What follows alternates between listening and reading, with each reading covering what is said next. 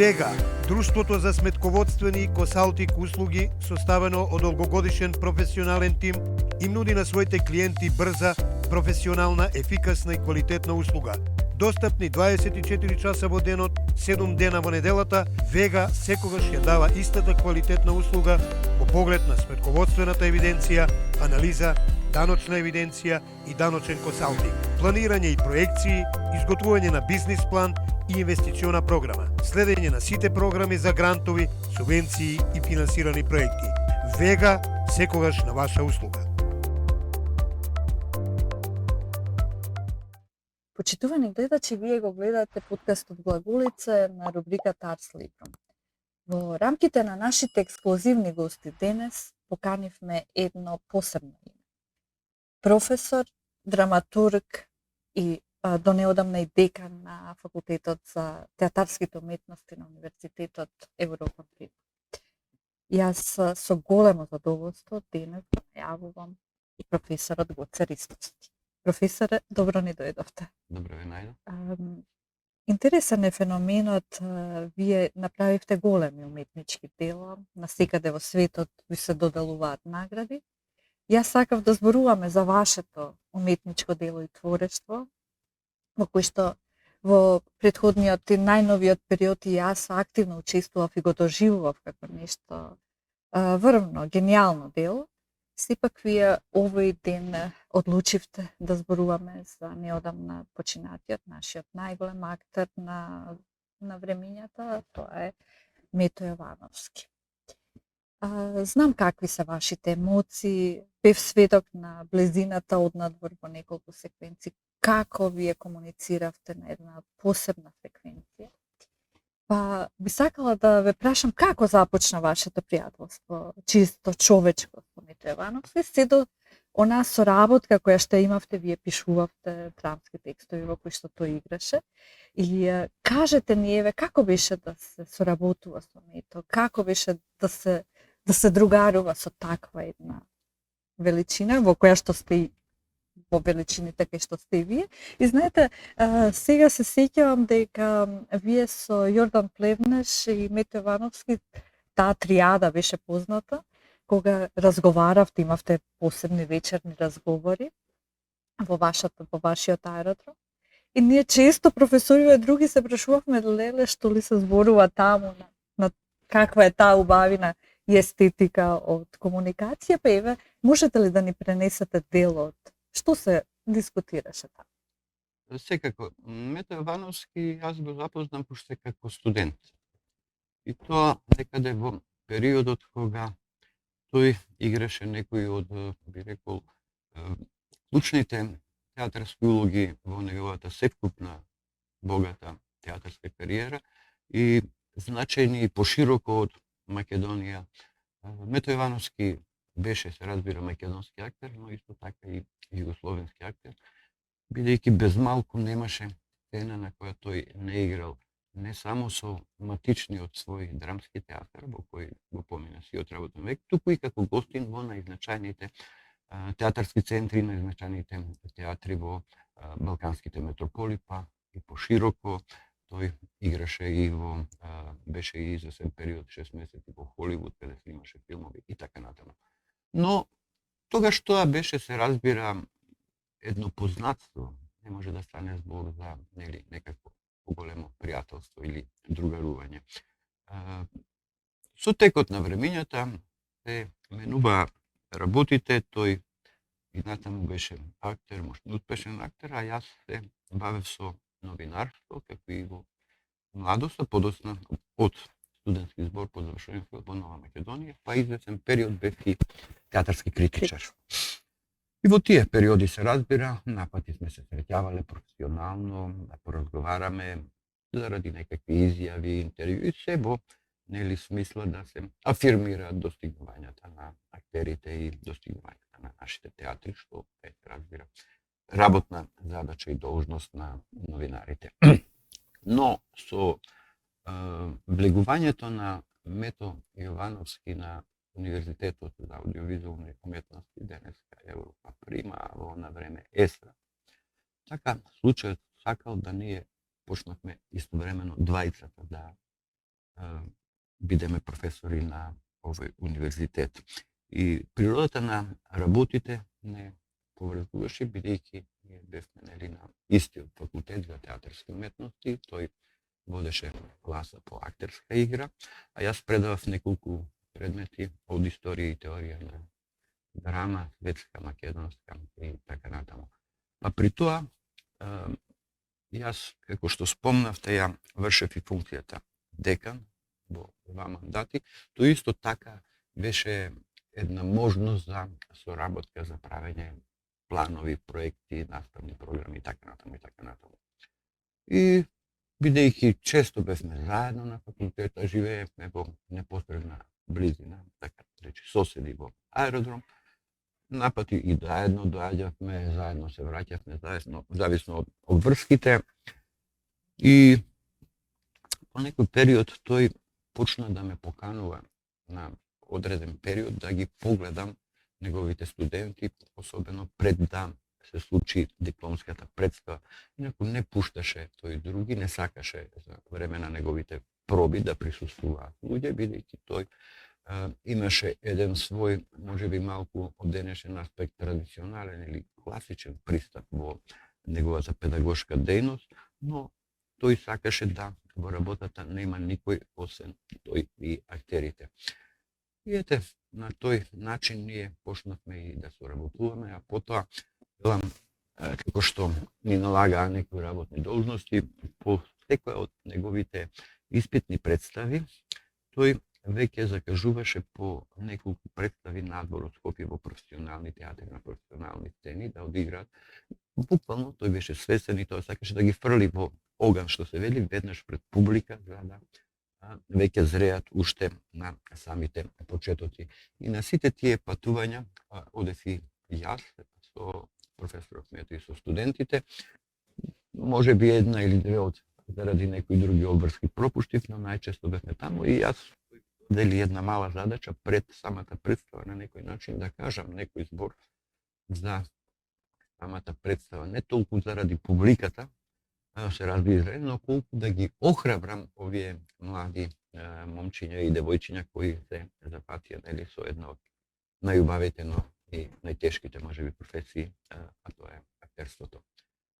Таа соработка продолжи и ние продолживме и приватно да се дружиме, бидејќи велам живеевме заедно живеевме во непосредна близина, излегувавме, шетавме, ни се приклучува од време на време Јордан Плевнер, почесто, исто така и професорот на економскиот факултет Љупчо Кекеновски, а потоа и некои така се прошири таа група, актерот Крсто Јовановски, докторот Ванковер Манчев и така натаму. Но најчесто и најупорни бевме ние со професор Мето и тоа задолжително прво имавме некаква прошетка, одредена стаза некоја таму, а потоа седнувавме на по едно кафе, за да подоцна тој престана да пие кафе и да пуши и поминавме на пиење чај. Но, велам, задолжително, тој дури и предпладневните часови, кога немаше настава, но тој така имаше темпирано, неговите часови беа попладне, исто така си шеташе. Сега да кажам, тој водеше сметка и за своето физичко здравје, не само за својот ментален дух. Мето веќе беше во зрела возраст. И знаете, луѓето со самите промени кои што се физички, но кои што ни влијаат и на нашата духовно, се менува. Не е сега голема новина ако кажеме дека и да цитираме некои, можеби поголеми познавачи на театарот и филмот, кои кажуваат дека колку што тој изгледаше вака смирен и спокоен во животот, колку тој беше експлозивен на сцената, како некаков нуклеарен реактор. Но, како и секој човек, и тој знаел и вака приватно понекогаш да експлодира, да едно празнење да доживее, па понекогаш нели малку и да повисок тон да се обрати некому и така натаму, но тоа после како да не било ништо поминуваше.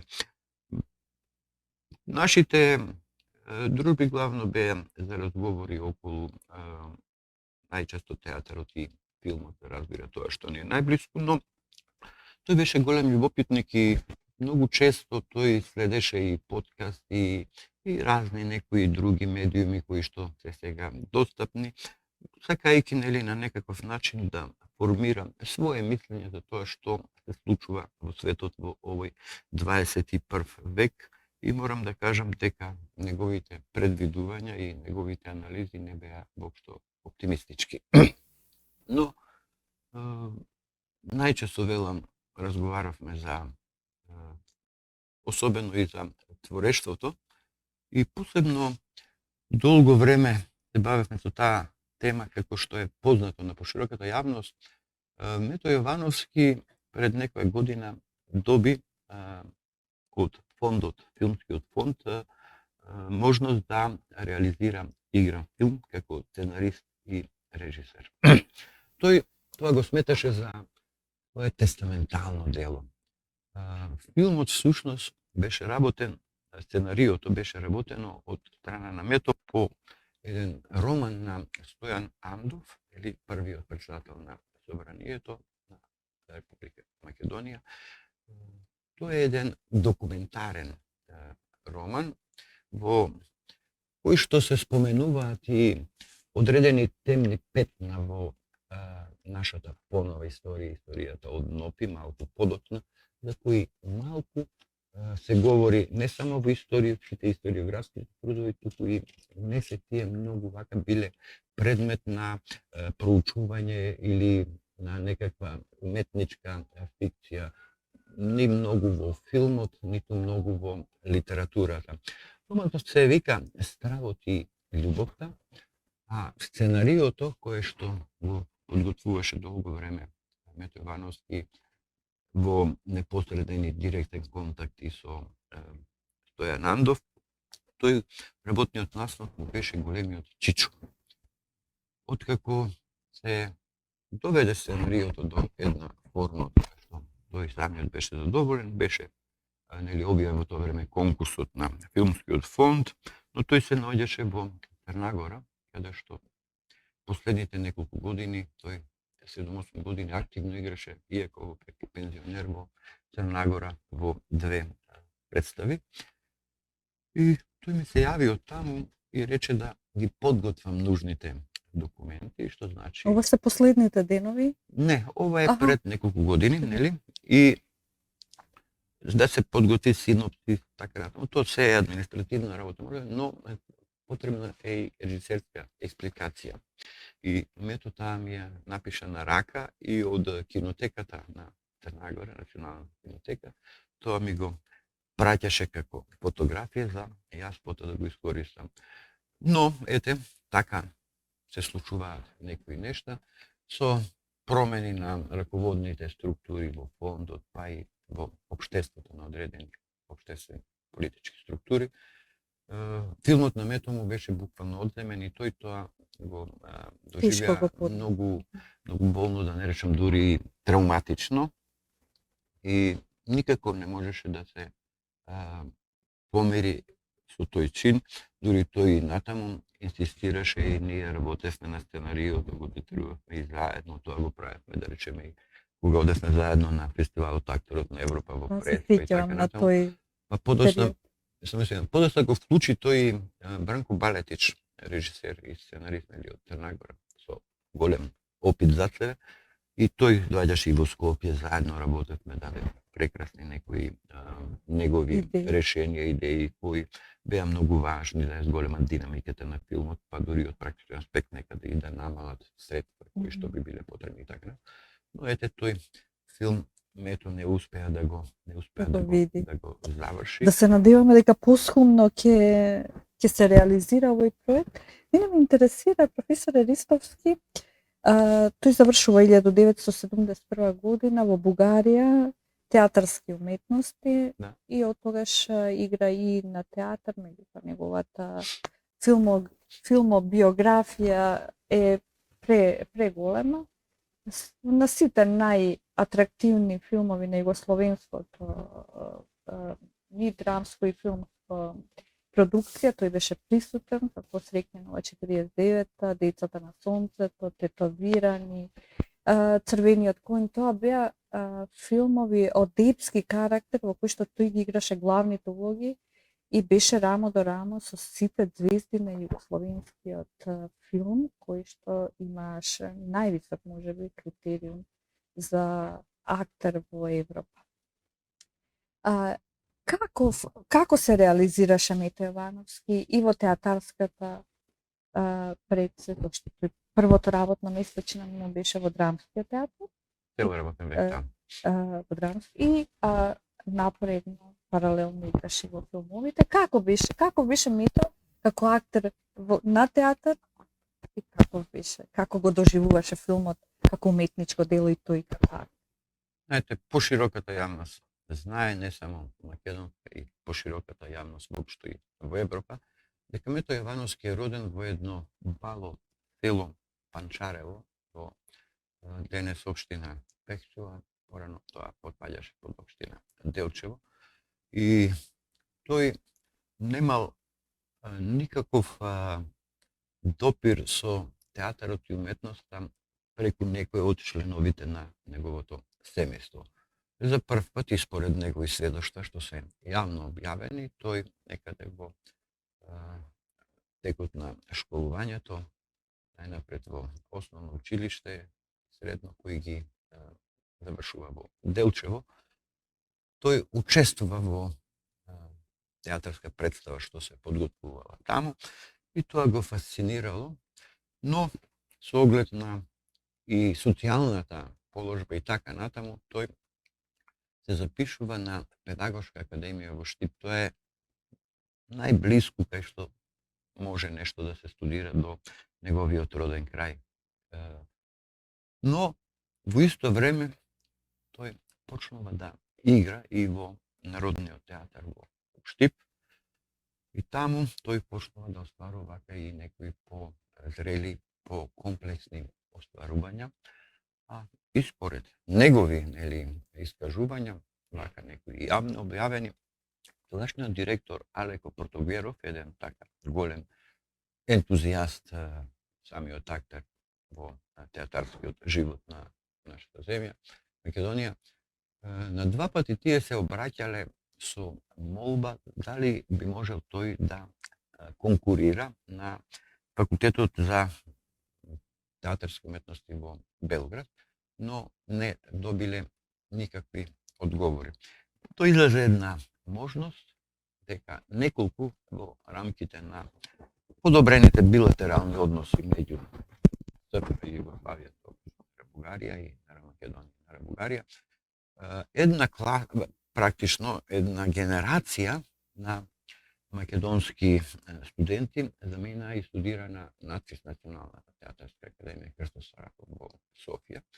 Меѓу нив Мето Јовановски, кој студирал поточно кај професорот Бојан Дановски. Тоа е така едно значајно име во театарот Европа во 20. век. Личен пријател со Бертолд Брехт, човек кој што, ако не подалеку, ама прв го донесе Брехт на Балканот и кој работел според одредени педагошки модели и принципи што Мето Јовановски особено ги уважуваше и тој јавно истакнуваше дека по истите тие методи се служеше и он во наставата со неговите студенти. Во таа група која што заминува да студира во Бугарија се и Благој Чоревски, но тој е еден друг исто така врвен професор. Во таа група е исто така и за жал веќе покојниот актер Марин Бабич, потоа во исто време студирам режија и тој веќе за жал покоен Димитар Станковски, режисерот, и Ѓорѓи Стојановски, режисерот од роден во Прилеп, кој е во Скопје и кој без малку целиот работен век го помина како режисер во телевизија. И тие тоа го завршија со успех, имаше уште некои кандидати, но сега тоа некои после прва или втора година помина да студираат други места. И откако ја завршуваат, таму е и исто така Петар Темелковски завршува.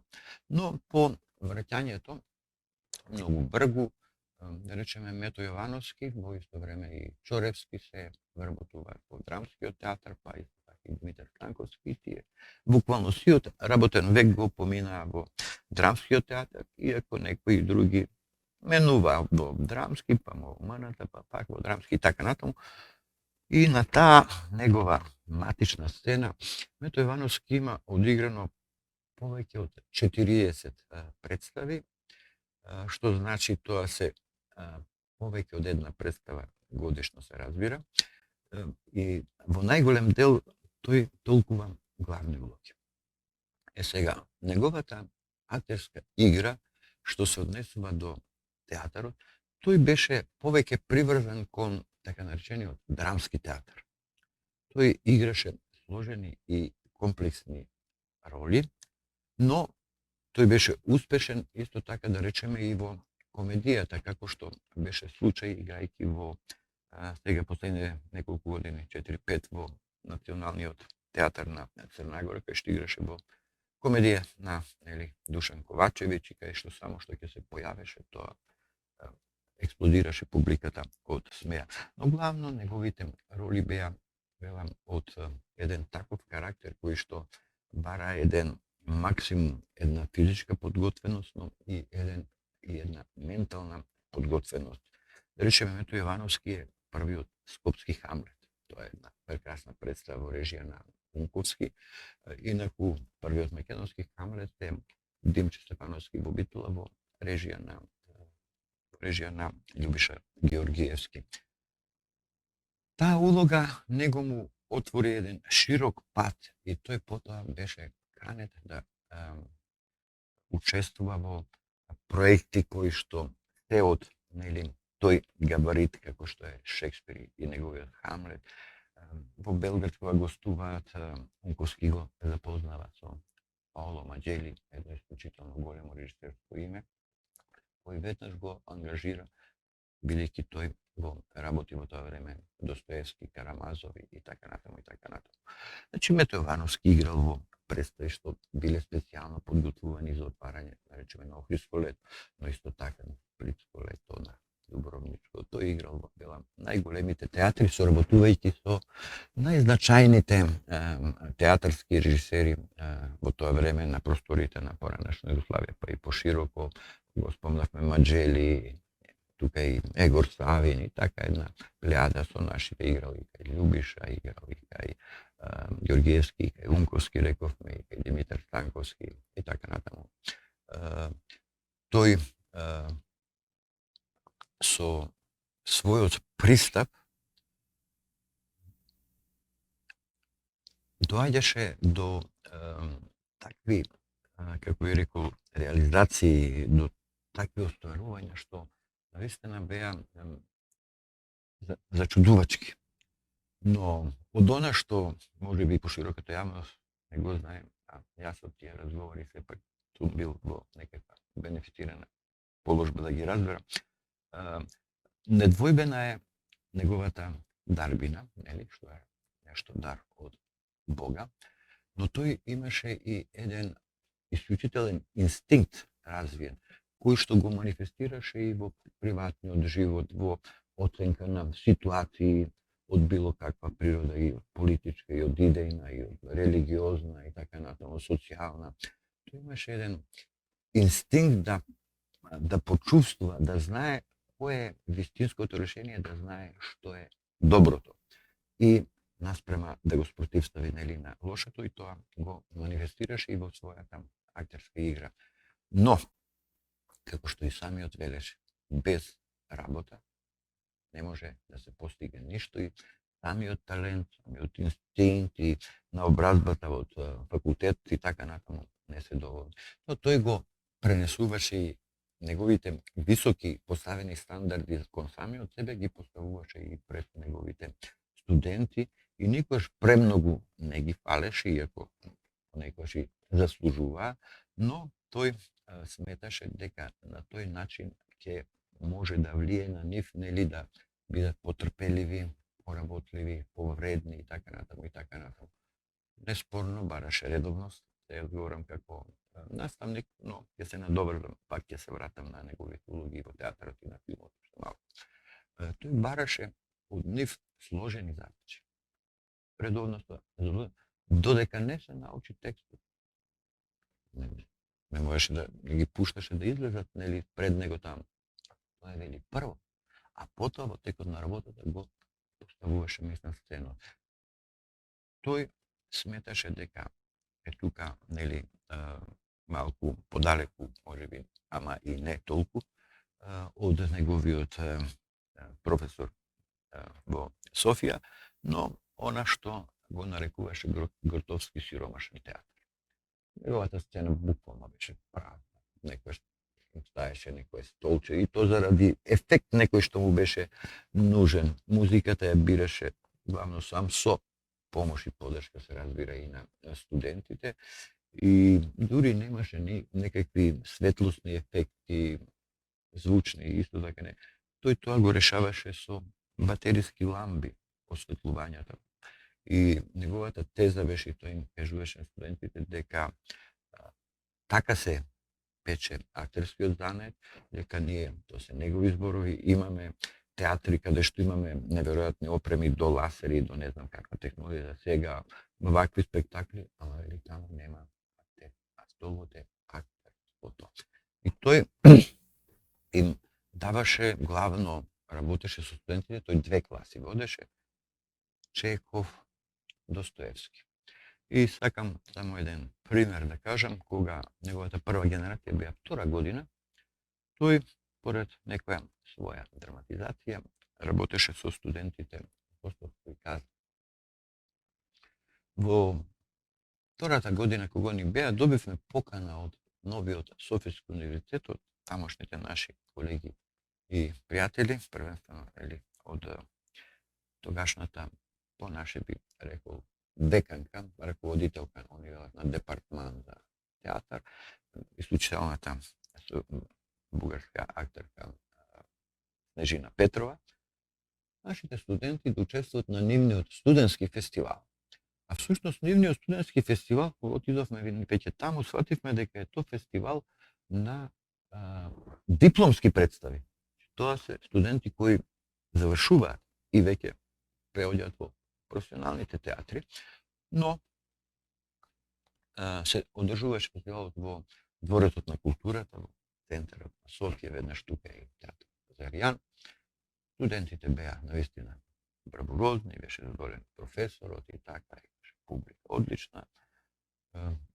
Ни укажа чест и тогашниот амбасадор, дојде и ја гледаше, поседовме после господин Ѓорчев, но после нашата представа имаше и други представи, а и пред нашата, бидејќи има многу, па во еден ден имаше повеќе представи, така што можевме и ние да погледаме нешто што постигнале нивните студенти. И потоа за тој ден, во тука веднаш прекрасната библиотека во Националниот дворец, се одржа па некој вид еден разговор, една тркалезна маса за тоа што е видено тој ден. И така сите тие нивни врвни актери, професори, Снежина Петрова, Асија Иванова и повеќе на други, режисерката Шпатова и така натаму, со многу вака пофалби се изјаснија за нашиве студенти, особено за сложената задача со на толку млади години да можат тие да се справат со ликови какви што се нели ликовите на Достоевски, зашто пак вие се разбира се злосторство и казна отидовте? Да, со злосторство и казна. И толку Нашите студенти, извинете, професоре, не беа на дипломски. Тие беа на 2 година. Тоа беше 2 година. Овие беа а сите сте пак си дипломски. носија со... Ги испофалија најмногу сите, дури само за нашите студенти зборуваше, а мето вообичаено не зборуваше на такви, не сакаше да говори, многу ретко, ако негде кажеш, и едно време ми вели Тивко Ново. Те молам, вели, ова веќе станува непријатно, кажи некој убав збор, пофали ги и нивните представи, бидејќи вистина имаше убави моменти и така натаму. Јас се разбира тоа го сторив и само што завршив, знаеш како некој гром од бедно небо, кукне еден господин и во занес, ко поезија така некој еден монолог одржам, воодушевен од играта на овие млади студенти, како тие можат да играат така, да го играат Достоевски, како овој професор тоа го постигнал, како тој знае, нели, таа тежина, како тој го познал и македонскиот театар, гледал многу представи, гледал и Достоевски во Македонија, дури често доаѓал затоа што се поставувани тука и негови текстови. Тој Вањовски физички не го познаваше човекот, а тој откако го кажа тоа, излезе дури ја тресна вратата. И мето ми вика, кој беше? Велам, тоа беше Христо Бојчев, еден од најиграните, не еден туку најиграниот современ бугарски автори, на кои се така и наш колеги и пријател, кога јас го поканив. Во 2 часот после полноќ. Бојчев ми звонеше на телефон, одново да ми ги фали студентите, професор Мето се врати, не сакаше да остане. А професоре, кој го играше Расколников? Андреј Серафимовски. Андреј Серафимовски. Да, тоа беа една вака генерација тогаш, а устегната, убава. И ете, сакам да кажам, тоа е ефектот од неговата работа како наставник, но тој со истиот таков начин се однесува кон себе си. Вече тој ми раскажувал кога ја добива од режисерот Слободан Унковски улогата на Хамлет да ја толкува, тој еден месец и половина отишол на Црногорското приморје, мислам дека во Улцин, и за друштво тие беа пријатели и колеги покојни од Димитар Зози го земал, меѓутоа Зози си има своја активности, цел ден си шета натаму наво, а Мето строго дисциплина. Тој беше многу дисциплиниран, многу работа, но дисциплиниран. Тој станување наутро, трчање покрај брегот и учење и повторување текстот. Тоа го работел 1,5 месец пред воопшто да започне било какви проби во драмскиот театар кои ги работеа, се разбира, со режисерот Слободан Унковски. Значи, тој остана таков до крајот на својот живот и знаете дека тој туку што се врати пред, не знам, неполни 7-8 дена од Црнагора, каде беше по повод поканет на прославата 75 години на Црногорскиот народно позориште, каде тој беше и почетен член, а има и нивната највисока награда, велам со успех играше на 2 пати по 4 години во различни представи. И претходно пак летото беше месец кој некаде во Босна да снимаше филм во режија на Харис Пашович. Тоа беше некаде до кај 15 ми се чини октомври тој беше таму. А претходно исто така пак имаше во Србија, исто така имаше улога во еден игран филм кој сега веќе мислам дека е во постпродукција влезен, работен според еден роман на Вук Драшковиќ, Конзул се вика и филмот и романот. И добиваше и не одбиваше, учествуваше во многу филмови кои главно се и па и серии што се снимаат Србија, Босна, Црнагора, Словенија, Хрватска и така натаму. Тој не одбиваше сега и помали улоги и ги викаше улогица мала, ама добра. И за нив се подготвуваше. На начин, сега, можеби не со тој и таков еден интензитет како кога бил млад, но исто така, тој кој те тренеше таму, тој беше подготвен. Тој дури и водеше сметка и им предлагаше во принцип секогаш неговите решенија поминува со гардероба што имаше спремено сам и така натаму. Некаде имаше забелешки интервенции во диалозите, во текстот, од аспект на практичност, дали тие како се изгорат. И во принцип тие работи му ги прифаќаа режисерите, велам, не само што играше кај најголемите театарски и филмски режисери, тој играше и со најголемите звезди на овие простори, од, не знам, Бата Живоиновиќ, Цветозар Цветковиќ, со, не знам, Дворник, со кого безмалку не игра, со Раде Шербеџија, со Мики Манојловиќ, со еден куп, со Владислав Милосављевиќ, исто така игра. со многу од би рекол највака импресивните имиња на тој филмски свет, но и театарски свет во втората половина на 20. век. Професоре, низ големото творештво и во театарот и во филмот што го уствари Мите Вановски, тој се пројавува и како многу успешен режисер.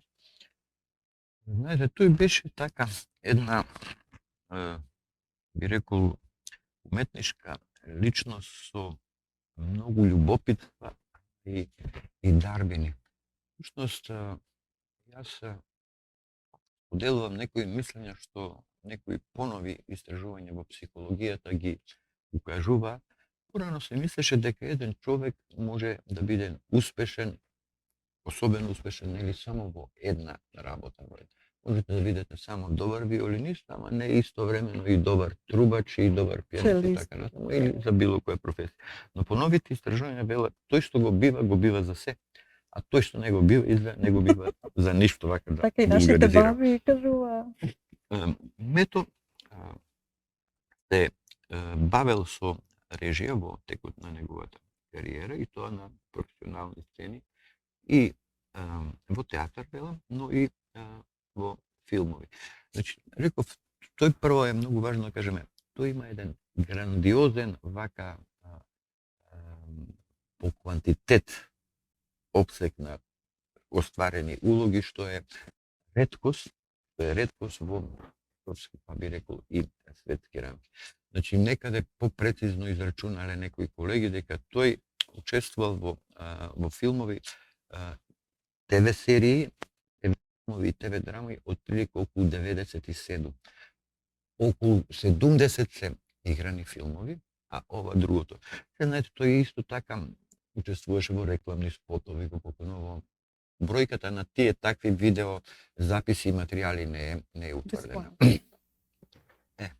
Значи, тој режира во драмски театар, ја го режира Олег Кашуле, представа во која тогаш игра и неговата тогаш сопруга, актерката хрватска Лиљана Богоевиќ, и така една соработувал, значи, со исклучителни исто така негови колеги актери, како што и Бариш Мјаку, реков Димитар Зози, кој мето ја режираше прекрасно за него монодрамата Дневникот Лудиот, и тоа беше исто така врвно уметничко остварување.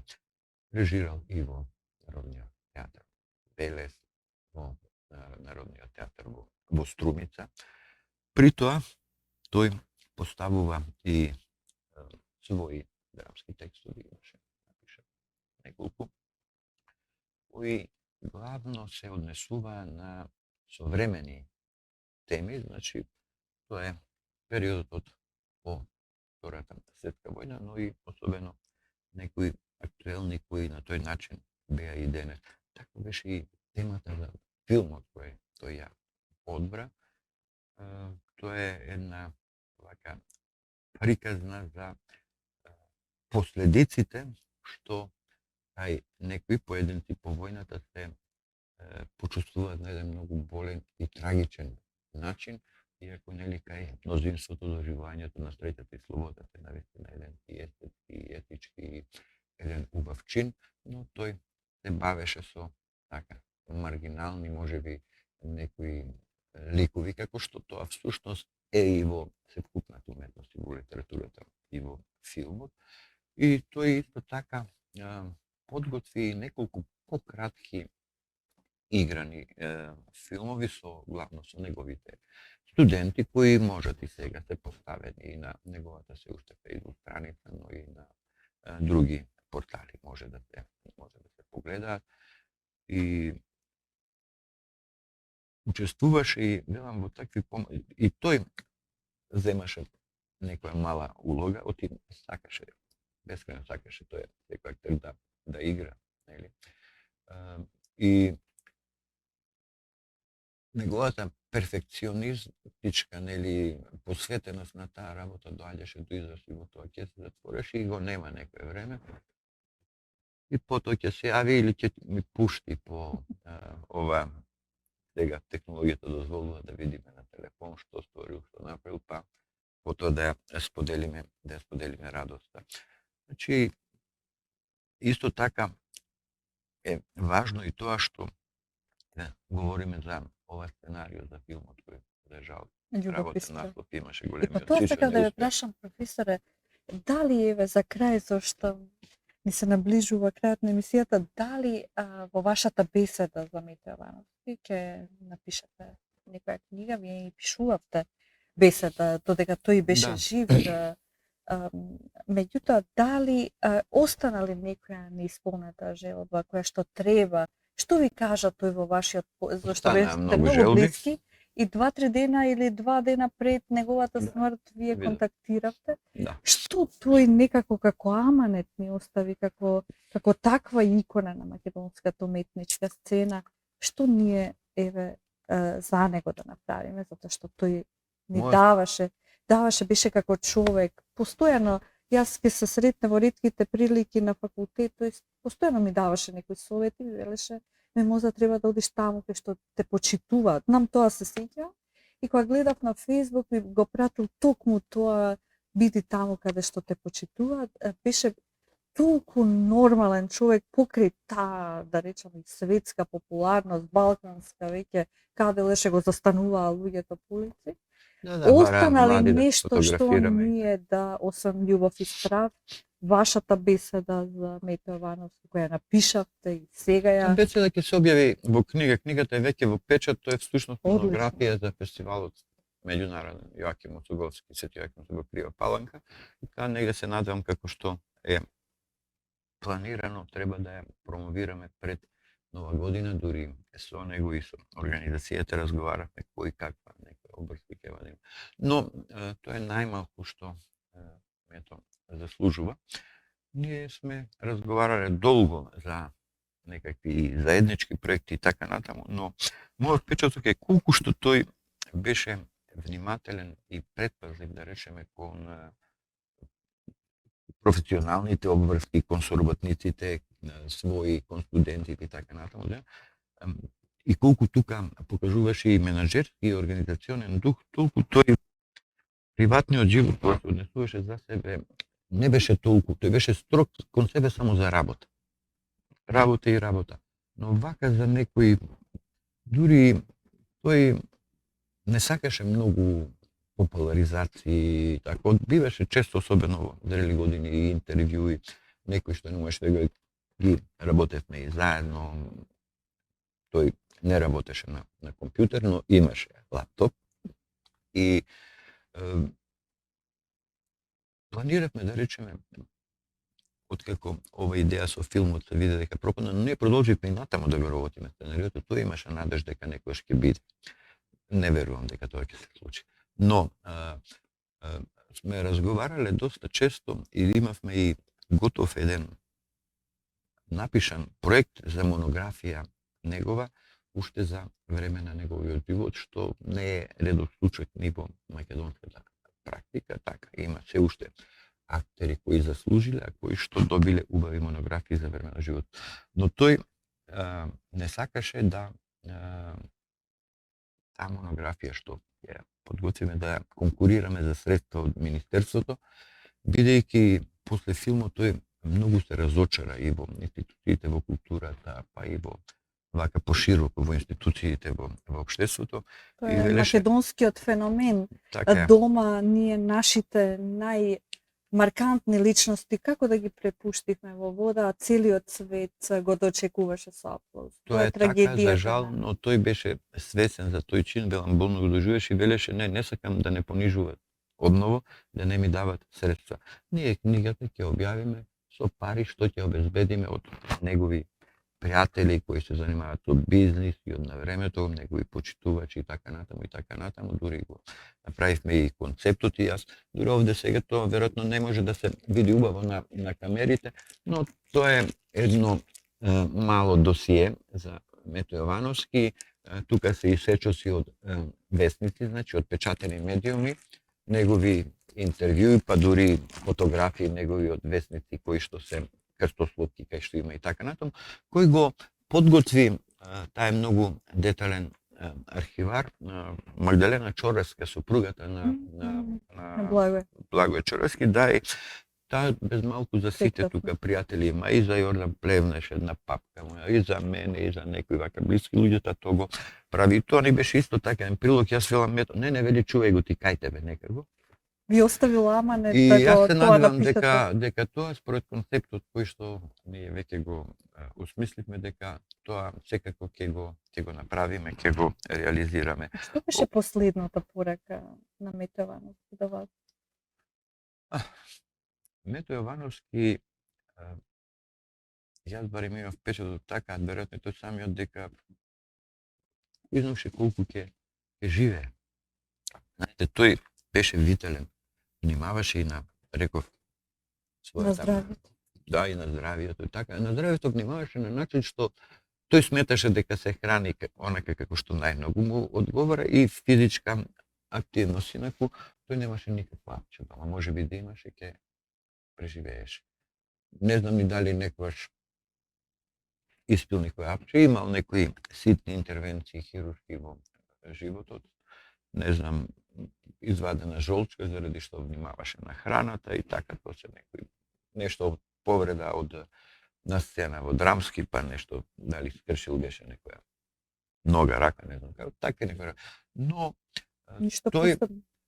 да речеме, од периодот на короната, тој престана да пуши. Пушеше, не беше некој многу голем зависник, нели? Повеќе ја држеше цигарата, па ќе ја запали, ја пола кутија ќе испушев, а тој уште ја држеше. Но исто така и во некои периоди, затоа што сватил дека цигарите му влијаат на гласот негативно како актер, и престанал да пуши 7 години, не пушел, па продолжи пак.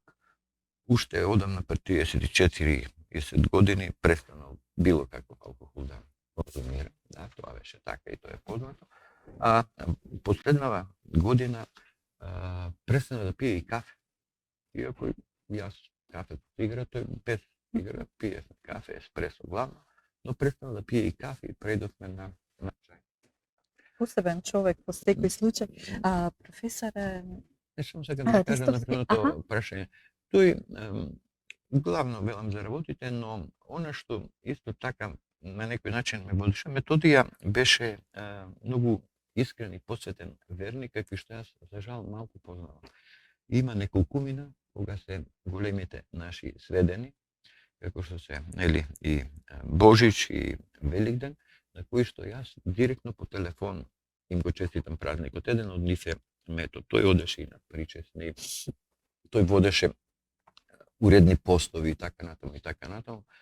И неговите сознанија кои што јас можев да ги нели сватам за како тој гледа на нештата во целата вселена и така натаму, е многу блиски можеби и до вашите професорки, дека убавината ќе го спаси светот што не одучуваше, нели, големиот Достоевски, но исто така дека сам Бог ги реди работите како што треба и дека тука не треба многу да се возбудуваме, да бидеме смирени и дека се ќе биде како што треба на најдобар можен начин. И да го носиме во срцето Мето Така. и да го паметиме по она што тој на вистина беше и што и даде на Македонија. Професоре Ристовски, ви благодарам многу за оваа беседа. Вие сега во моментов ја напишавте беседата за Мето Јовановски, толку убава, толку невина, толку спектакуларна во исто време. Ги фативте неговите точки за кои што еве јас се изненадив. Каква личност беше Мето Јовановски? Едновремено ни должите да зборуваме за вас, за вашето драмско творештво, за вашите достигнувања и награди во светот, а вам, почитувани гледачи, ви благодариме за вниманието и следете не и понатаму на YouTube. Благодарам.